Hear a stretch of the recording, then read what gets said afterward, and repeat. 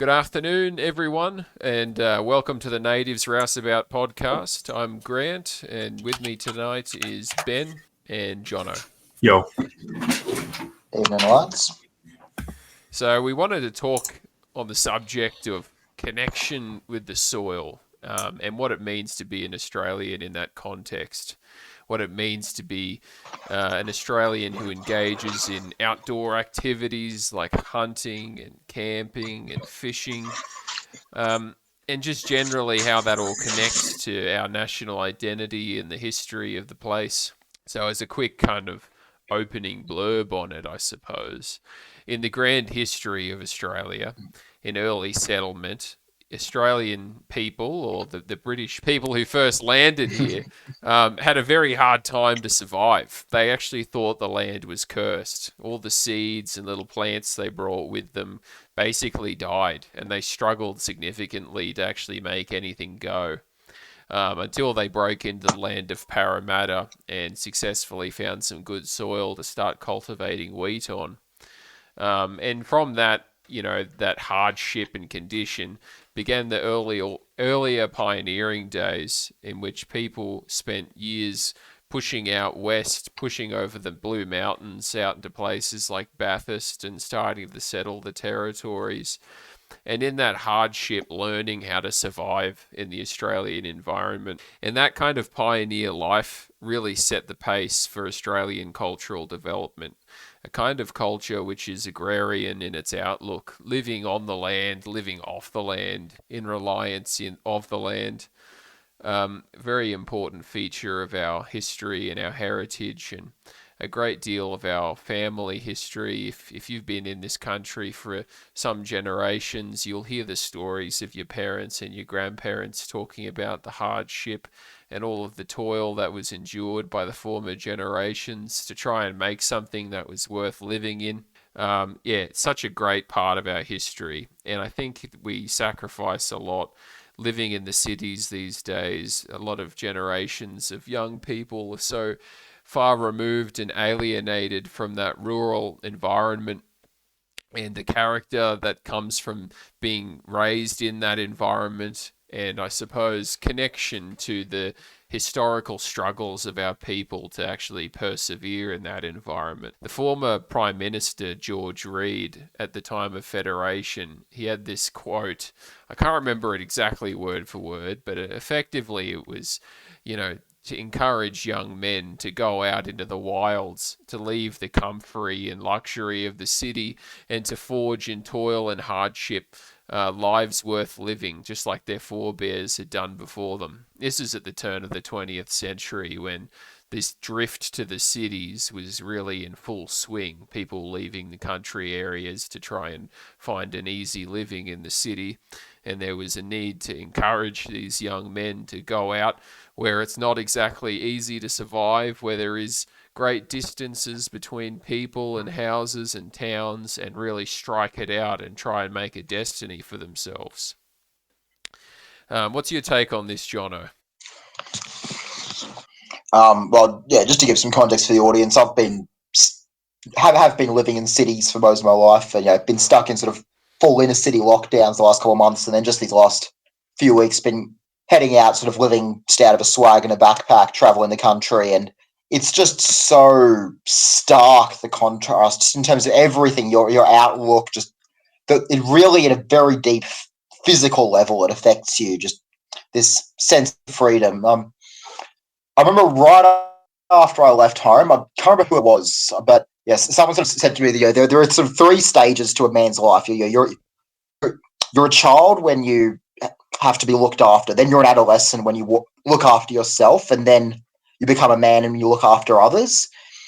And I think in regards to this sort of this quote you're giving from George Reid, I think this is really important, and that so many people in these circles have sort of grown up in the cities, and we kind of see this very sort of direct move from sort of child to man, but there isn't. There's this step in between of sort of developing yourself, finding yourself, and just learning to look after yourself. Which a lot of that mentality is kind of it's given a bad rap in these circles because of this whole hippie ideas at all. I just need to discover myself by having unprotected sex with random strangers. But it is a real thing. And in regards to that, I think, yeah, it's really quite healthy just to get out into these rural areas to really shred away everything in your life and just be completely alone with just you and nature as like a part of your sort of developmental process. And yeah, just in stripping away everything in your life, I find it helps give you this clear idea of what's important. Um, That's it. I think do as you have any well. sort of plan of, sort of where you want to take this conversation, or I should just keep going? Yeah, well, I mean, no, I mean I think that's an important thing to talk about, and just for a moment to tie that into our heritage. You're out west working the wheat fields or whatever, and sleeping in your swag. Like that's the thing that's been done by many generations of men. The swag men, such an integral part of our. And I couldn't help but feel. I know when I would go camping and I'd sleep in my rollout canvas swag, I'd feel a sense of camaraderie, a spiritual connection to the past, the swagmen that had travelled in the outback plain.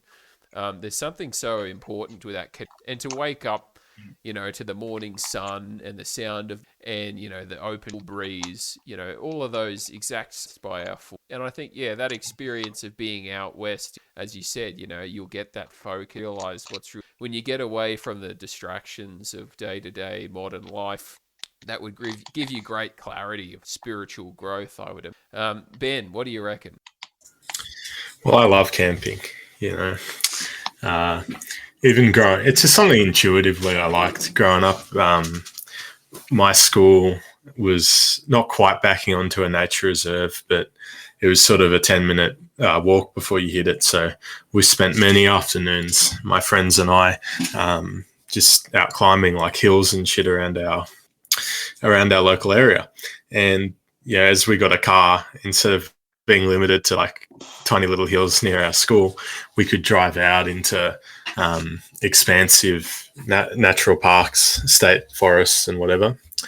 Um, and since then I've gotten into like prolonged camping, and I get what you were saying to an extent. I've never had that experience camping, thinking like, oh, this is just what my ancestors did. But what I definitely find, and it makes so much sense to me, like we've co-evolved with the earth. We've existed with this planet for thousands of years. And there's nothing more than, when I have like a sore back or a sore knee, I'll go for a long camp and I won't even notice it, but like 2 or 3 days in, I just won't be sore anymore. It's just like, there's just something about like walking bare feet in the dirt that it's beyond just a logical thing. It's like a very spiritual connection we have with the earth that God gave us. And, it's like, I guess that's a connection our ancestors shared with it as well. So, yeah. Tell us about your extended camping experience, the audience a taste of what that's like, and would you encourage them to have a crack at it? Yeah, definitely, man. But my advice would be, like, don't go alone. Probably, like I was a retard. I went alone. I tried to do about 100 k's on foot over 5 or 6 days. Yeah, on foot. Just sort of. I took with me this like shitty plastic bivvy and a sleeping bag, and I was like sleeping on shrubs and stuff, and that's the natural part. Like things don't just go how you plan. I had a deadline I had to be back home by, so I couldn't see it out, but it was taking so much longer than I thought it would. So you just have to, adapt and overcome. So, in my initial plans, I thought I'd get through 20 Ks a day, but the bush was so thick and it was after the bushfires, so there was dead trees everywhere. So it was just taking a lot longer than I thought. So I had to change my path back, and I knew I wouldn't be able to restock on food because I was planning to make it to a regional city where I'd be able to buy some more food at Coles before I turned around and head back. But I didn't make it to the city, so I just decided, well, I'm going to have to make this food last. And, you just got to, yeah, it's just part of being when things go wrong, you don't just keep doing it. You just Yeah. gotta deal with shit. When you were out there, Yeah, like and after it, to tie that back into to tie that back to what you were saying earlier about having all these little aches and pains. So many of these issues worry about so much because we've got nothing else to think about. Like it's, I think it's really important to just on a quite regular basis, just put yourself in some sort of, not even danger, but just, make the very basic things in your life difficult, and suddenly all these issues in your life just fade away. I mean, human beings were designed to be doing manual labor, walking around without shoes and all these, slightly uncomfortable things on a daily basis, which seem painful when you're sitting in an office all day. But it's amazing, how much of that is mental. And sort of once you're suddenly putting yourself under prolonged physical stress, how quickly it all just disappears. Mm. I was going to ask you, when you're out on your extended camp, after like 3 days, where was your mental state? Do you think you're at a state of peace? Had you forgotten all the things, the world, or did it give you a greater meditation over the things of the world? Where were you at, man? Honestly, man, 2 days in, I was like, well, I had such an unlucky start. Like it was raining. So on the first day, I didn't waterproof my stuff. Just comes down to preparation. So if I did it again, I'd know better. But I didn't waterproof my stuff properly. So all my clothes were wet. My sleeping bag was wet. But I was lucky, like the next morning, I got a bit of sunlight. So I dried out my sleeping bag before I headed off. And you just make do. But my mentor was like, I should turn back. Like, this is so much harder than I thought it was going to be. Like, but once you get a few days in, you don't want to turn back on day one, then you don't want to turn back on day two, and by the time it's day three, you're already like halfway Yeah. in. So you just, it's like almost further to come back than it is just to keep going. But yeah, so it was just like perseverance, and once I got into it, like you get into a rhythm of it though, where you're just like at peace with the struggle. You're not like cold and miserable. You're like quite enjoying, like what you said. You Where people don't go, you never hear birds sing like they do. We saw it a bit when we went camping. Hiking, hunting the other day. Where those birds were just singing. You never hear that growing. I grew up in a city as well. Like you never hear that here. I hear birds that like copy car alarms and shit. Like, Yeah, fucked up. you never hear. Yeah, right. You never hear birds just like singing their songs, and it's such a beautiful thing to wake up to. And there's all these animal sounds. There's like possums like growling in the trees and shit. Like, Yeah, yeah, it's kind of skinwalkers. spooky. Like, yeah. Yeah, I mean, to get onto the subject of Yeah, it's camping, I one. suppose. Oh, go on. Well, one thing I found, like, it's always on day one I have the worst night's sleep, but then day two you're just so tired that you just, it's so hard to explain. It's like you just get into a rhythm of it where you're almost sleeping better than you do at home in bed. Yeah, yeah, that's it. Because you're just physically expended and you're just ready to sleep like a rock. Yeah, it's amazing. I mean, yeah, it reminds me of that camping trip we went on down at Butler's Creek. I think it was at the start of the year or end of last year. I can't remember. And Daniel just slept for like 16 hours. We actually thought he was dead for a moment. He we'd been hiking the whole day, and he's carrying this big fuck off double swag over his shoulders. And like when we found our camping spot, he's just like, "Yep, good night, boys." Boom, out. Next day, we're up like screwing around. He's just still asleep. Unbelievable. Like the top tier rest you get when you're out on the prairie, and in a swag too. Like a little plug for everyone. If you don't have a canvas swag, you need to get one. The sleep you have in a swag is amazing. And you also get, if you have a little bit of Clark rubber or a bit of a mattress inside the swag, It gets its own unique smell, and you remember the smell of the last place you camped and the smell of the smoke of the fire and all of that. A swag is a beautiful thing, but all the things that you experience in camping are amazing. You mentioned that trip we went on a few days ago. You know, when we got there, it was raining. All the timber and kindling was still wet, and we spent like a good 2 or 3 hours just struggling to get a fire going. And you know, when we eventually got it going, it was like a huge victory. It was awesome. The fire was roaring, and that's a very ethereal experience. You know, it's man versus nature. You know, you're really pulling your finger out, having a hot shot at getting the fire to go. And you think, you know, of all the previous generations before us who didn't have the advantage of flashlights and all of that, having a go at starting a fire in wet conditions. Just amazing, you know. And when I'm always camping, as I mentioned, I'm always drawing parallel my experience and the experience of my forebears. What do you reckon, Jono?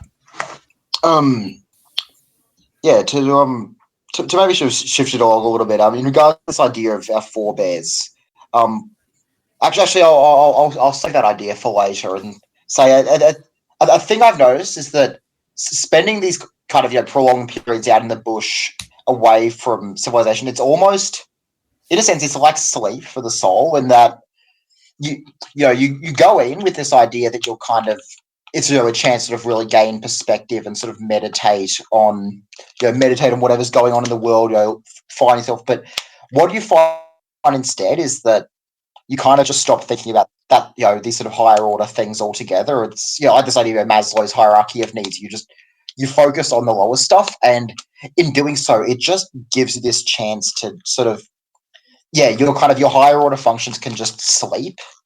Like it's yes, several days of just not caring about what's going on in the world, or what what some bureaucrats or judges doing on the other side of the globe, and this new rule is literally the Antichrist and the mark of the beast. It's really very refreshing, and you just find because of that you get so much more energy when you come back. Mm. And in the same way that you need sleep to kind of to punctuate your life, like if you like the idea. Even if you didn't get physically tired, I think that for most people, the idea of staying awake for sort of days on end seems horrifying. Like you need that to sort of break up your days and your life into manageable chunks. And in the same way, you need these sort of regular trips out into the bush to sort of to break up these sort of periods for your soul, for your interactions with the world. Agree. Yeah, I feel fucking recharged after a good camp, and like an extended one too. You know, if you're out in the bush for 3 or 4 days, you forget about bloody everything. You just focus about And what's in front if of you you. do have this phone working at the time, like if you're in, I found like just being in the group chat with you guys, I check that every now and again. And when you see people in there getting so worked up about some political issue on the other side of the country, like, the very idea of caring about that whilst you're out there, it just seems laughable or ridiculous. Like this isn't affecting me. Like why would I possibly care? It seems self-destructive in a sense to get worked up about these things. Well, you do then sort of find yourself gradually starting to engage with it all once you leave, but it's impossible to see these things as important whilst you're in that situation. Yeah, the Yeah, other it's thing such it an urbanite grind to fucking even care about shit. Fuck living in yeah. cities, bro. Yeah. You I just mean get with like worked up about shit that You, doesn't you matter. do need the balance. Like it is important to care about things, but it's like sleep. You need to take these breaks from it all to just emotionally Mm. recharge. Yeah, I mean the other thing with it as well, when you're out in the isolated bush, you realize how fucking big and ungovernable this country. Like Mm. the extent of the system and the state's influence only really extends to towns, you know, like the big dog cage where they can keep a guard on. We're out in the bush, you know, it's like a whole new world, a new frontier. It's quiet, there's no people, it's beautiful, you know, and you really realize the scale of the land when you actually hit the bush on and realize without industrial society, it would take thousands of generations to really suss out and set in any meaningful way. And Ungovernable. Yeah, ungovernable. And yeah, Yeah, on that idea that you 100%. can't govern it, it's as as nativists, we're trying to sort of find the heritage of this country and sort of embrace the sort of the Australian spirit.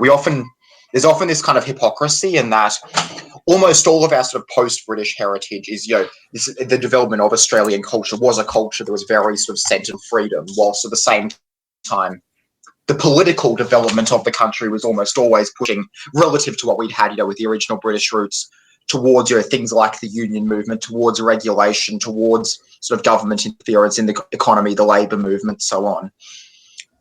Which, from the context of a city, often seems contradictory, but it makes so much more sense once you sort of put yourself in this context of this huge ungovernable land, and you realise that all these things were trying to sort of deal with the massive increase of freedom, and to manage this massive increase in freedom that necessarily comes from being one of 100 people within a several 100-kilometre radius, and then the two things are not in any way mutually exclusive.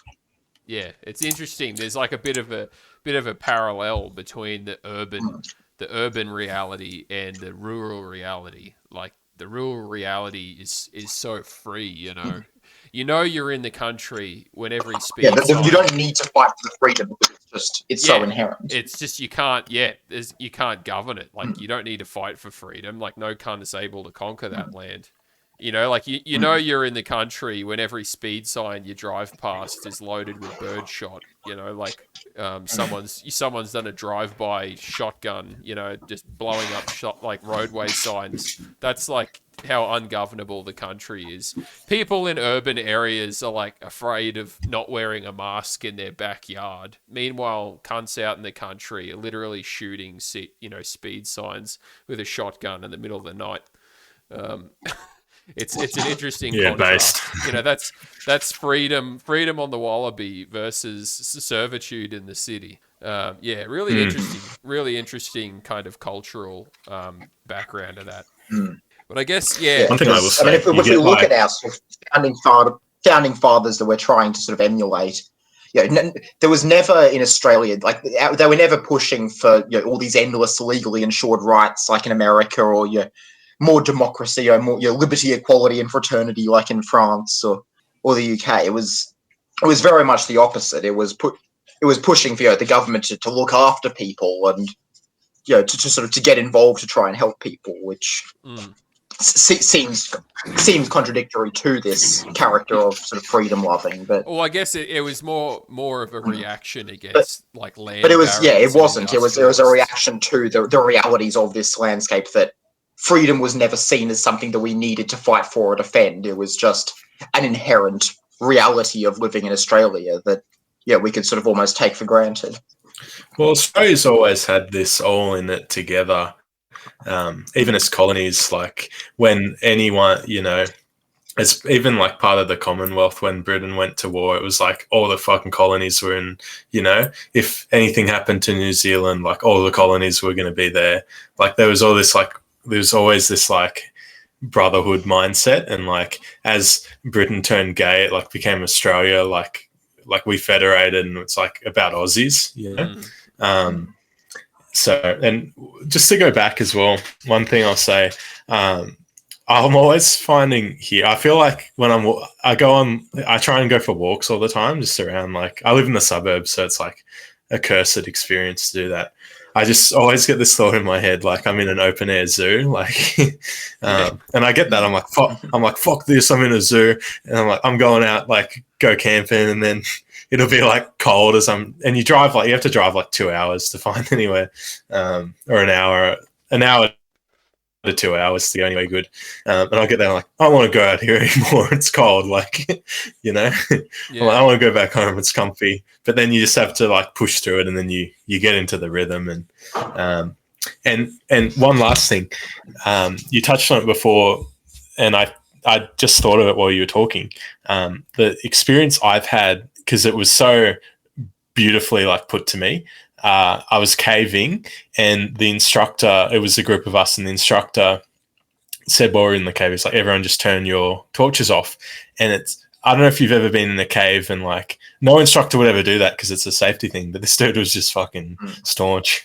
But yeah, he's like turning your torch off. It's perfect dark in a cave. Like no light can get down there into these caverns of the earth. And then he was saying like, because back in, as you said, you know, the pioneers, like these guys didn't have torches, bro. They didn't have fucking torches in the caves. They had these, I don't really know the specifics of the lantern, but you'll be standing in perfect darkness and you will feel a breeze in there, you know. And he was saying like, just imagine, you know, you're in like the early 1900s or the 1800s, and a breeze blows your fucking lantern out. You're fucked. And you're just trapped down there or whatever, right? That was like, yeah, that's such a nightmare thing, but it's like, that was the most illustrating, the most time I ever had it because he made me think of it in that way. But like, yeah, unreal. Yeah. The struggle was real there. We have so much shit to help us. Yeah, well, that's it. Modernity hits. Yeah, the firelighters, you know, newspaper, all this stuff for granted we take. Yeah, and even then you can't get a fucking fire going. Like, how did these cunts do it? Yeah, these cunts didn't have like diesel oil to pour on the dying fire. Yeah. Yeah. So anyway, yeah, I mean, that's the camping, you know. It's a very ethereal experience. You're kind of connected with nature. To the hardship, you can clear your mind. I guess next on to hunting and self-reliance, all of that, homesteading and gardening, having that kind of connection in that way. We recently harvested an undisclosed animal for meat. And that was an incredible experience. Just skinning an animal, field dressing, cutting up the meat, putting it in vacuum sealed bags into a freezer. Over the course of a day, just incredible. And to have a whole fridge of meat ready to go, it's an amazing. And to have a garden of parsnip and radish and cabbage is a very powerful that I've had in the last couple of years of being a property owner, cultivating a garden and all the rest of it. I think that's something that gets missed out on. You know, we were touching on the subject of, you know, they're building house blocks now which don't even have a backyard, in apartments that have literally no soil. Your soil cucked. You don't have any dirt, brother. Just incredible. You know, what do you reckon? I just don't get it. Why does everyone want to be? I mean, I say this as someone who lives in a city, but why does everyone want to be here? I mean, in my case, I'm sort of coming into city to do uni, and then sort of as soon as the uni break starts, back out into the country. But there are a number of sort of very high-end jobs that require you to live in a city to be meeting with people. And there are obviously university students and stuff like that. But huge portions of the population don't fall into either of those categories. And beyond that, I really just don't see the appeal. I mean, you're paying so much more for land, for everything. And I mean, right now, I mean, the jobs out in the country are, they're everywhere. And I don't know how, having only been in the job market, post-COVID, I'm only 19. I'm not sure to what extent this is just a fluke of this time period, but you can just put your name out in a few Facebook groups and you'll have, 10, 15 job offers anywhere. If you're in that lifestyle where you're willing to travel to anywhere in the state. For younger people who sort of don't have families, who aren't rooted in place, I really see very little reason to still be in these cities, to be these land cucks living in little apartments. Ben, what do you reckon?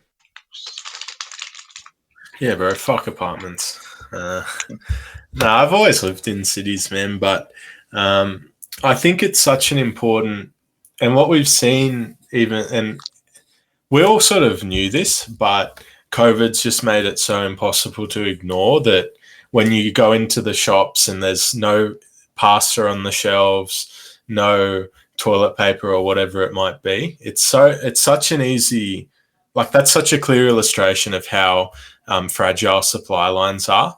And it's not hard at all to imagine that I don't eat pasta, so it didn't bother me. But it's so easy to imagine that like one day you'll be trying to buy meat and there's just not going to be meat. veggies or whatever it is, just these essential things. So that's you should always take this chance, like just chill hard, like be self-reliant.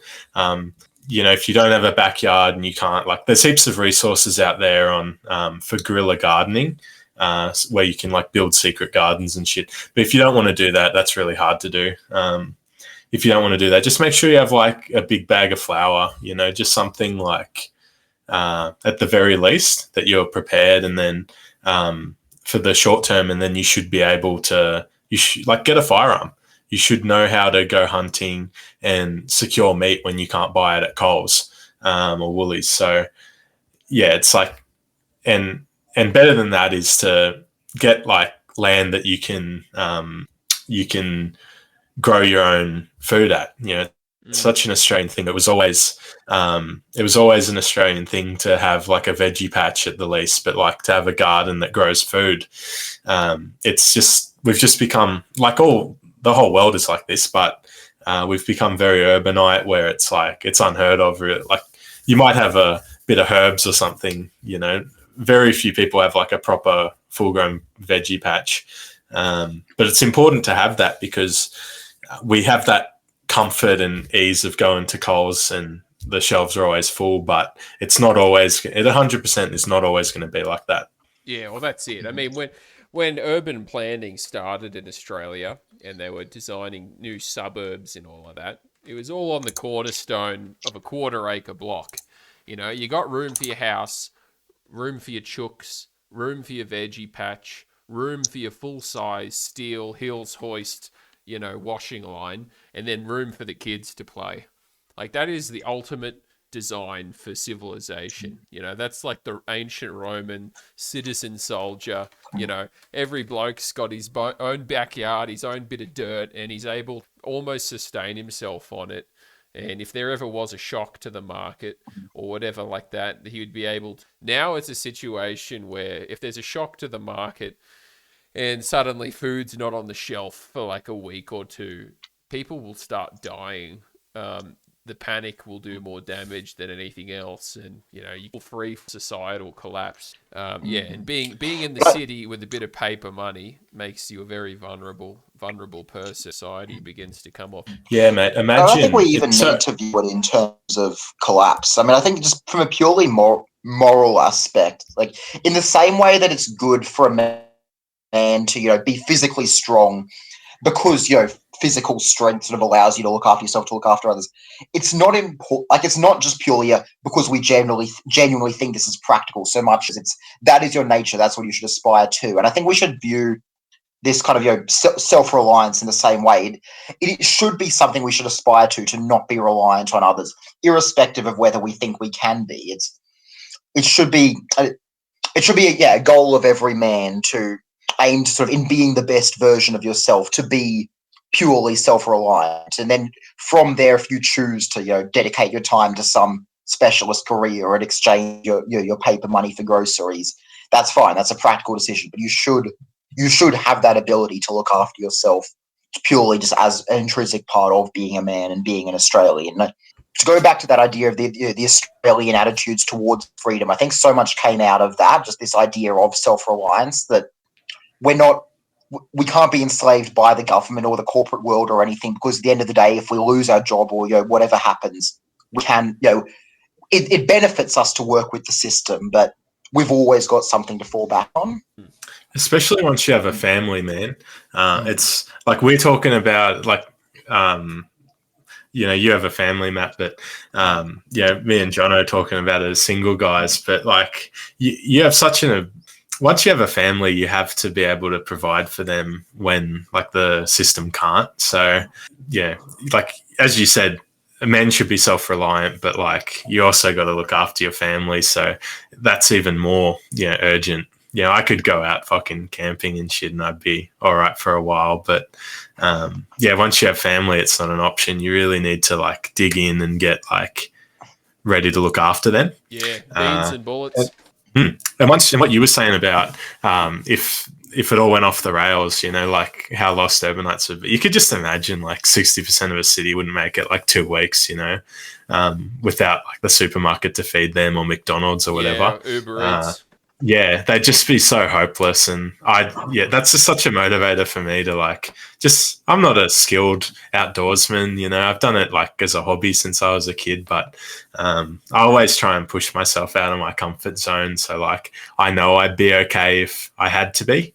Yeah, they're good skills to have anyway. And it gives a man a great sense of comfort. If things did go off the rails, he'd be able to collect himself some meat or grow himself some food and not starve to death imminently. To be capable to use a firearm and no self-defense and be capable in some kind of defense is very important to a man's state of mind, I suppose. You'd feel less anxious. You'd feel more confident.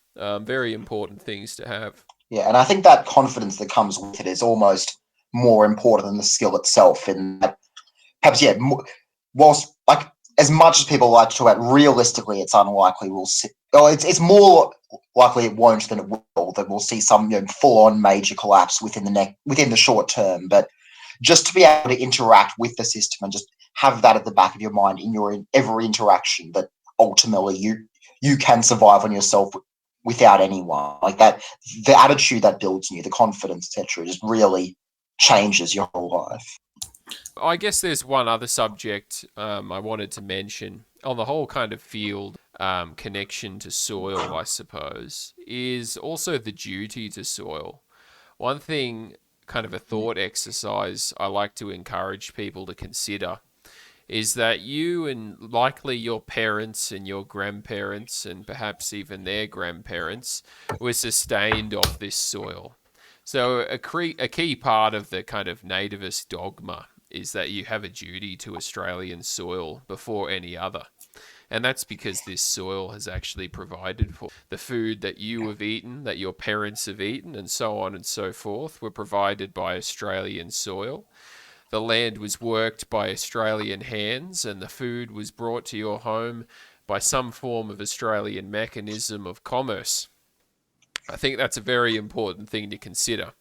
You get a lot of people, they might consider themselves a white nationalist, they're a kind of pan-white identity. They have no real kinship with the soil or with the Australian context or the Australian people.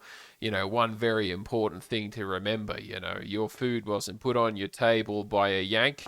It wasn't put on your table by a German. It was put on your table by Australians, working Australian soil. And this soil has provided for us abundance. And it has also been a land of drought and fire and flood, but it rewards us threefold, as Banjo Patterson said. The land has been good to us, and we owe a duty to. The land is beauty, the song of our birds and the colour of our flowers, something not to be underestimated or undervalued at all. We are part of this land. I think that's something that we need to remember and make a strong case for all opportunities.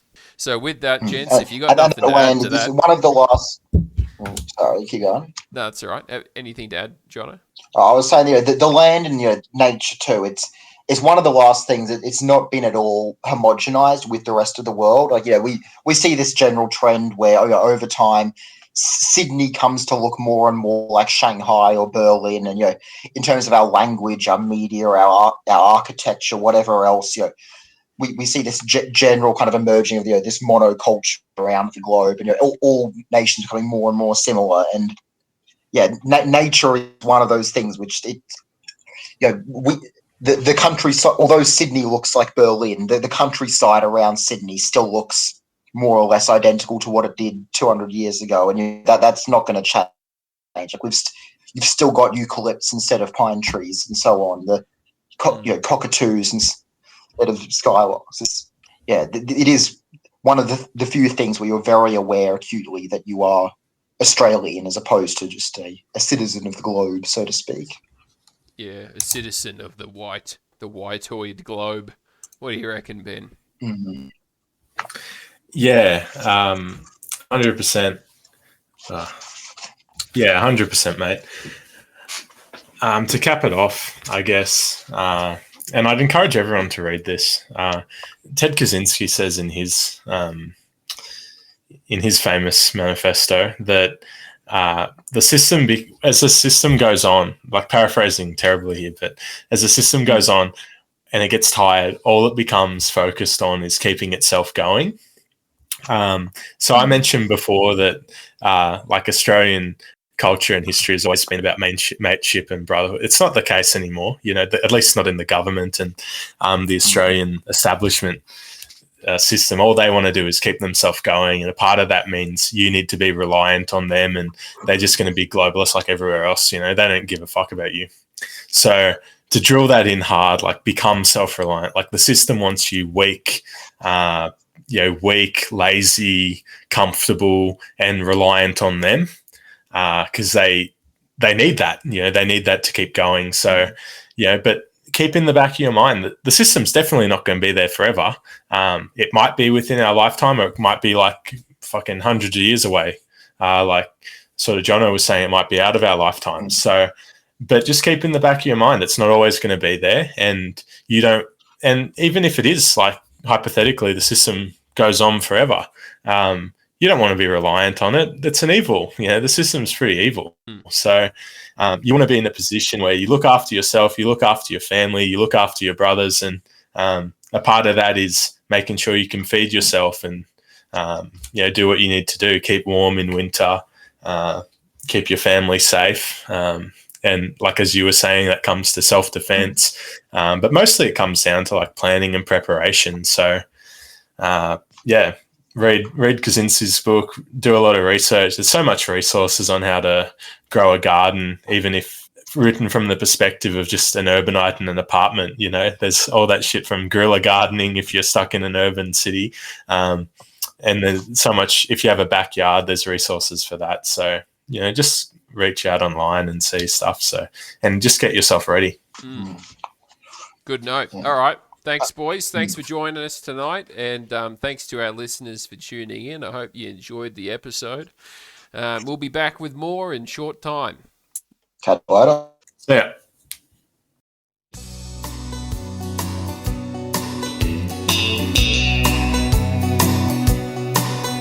Oh, the tent poles are rotten and the campfire's dead.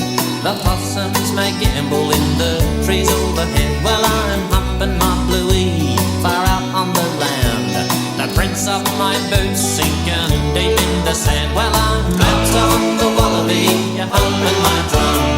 I trek down the tracks where the sundown has come.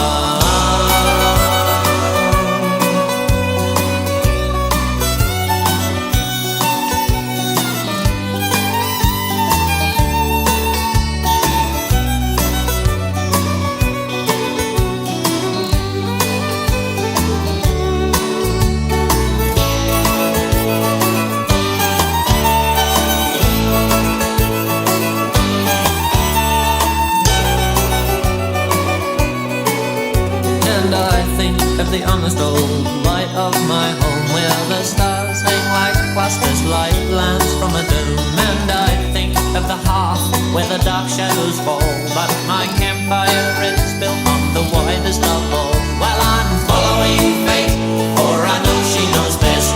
I'll follow, she leads, and it's not by no west.